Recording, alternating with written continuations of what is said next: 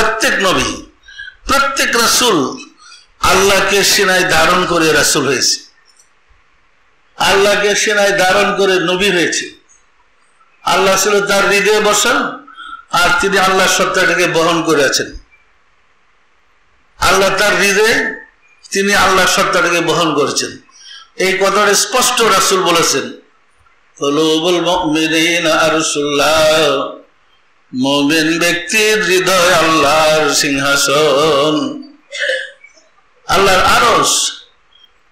আমার মনে আছে আমি সাধনার জীবনে প্রথম একটা বই লিখছিলাম, অতি গোপনে নূরে যা ছিল দনাগারে, নূরে মোহাম্মদী পৃথক করিয়া নিজেকে প্রকাশ করে, নূরে মোহাম্মদী হইতে সমস্ত নূর করিয়া জুদা, সৃষ্টির লীলা শুরু করেছেন দয়াময়ী খুদা।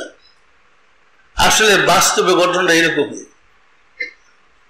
যত নবী রাসূল এসেছেন প্রত্যেকেই আল্লাহকে হৃদয়ে ধারণ করে আল্লাহর প্রতিনিধি, তার হৃদয়ে আল্লাহ, আর এই সত্তা ব্যক্তিরা ওনাকে ধারণ করে আছেন।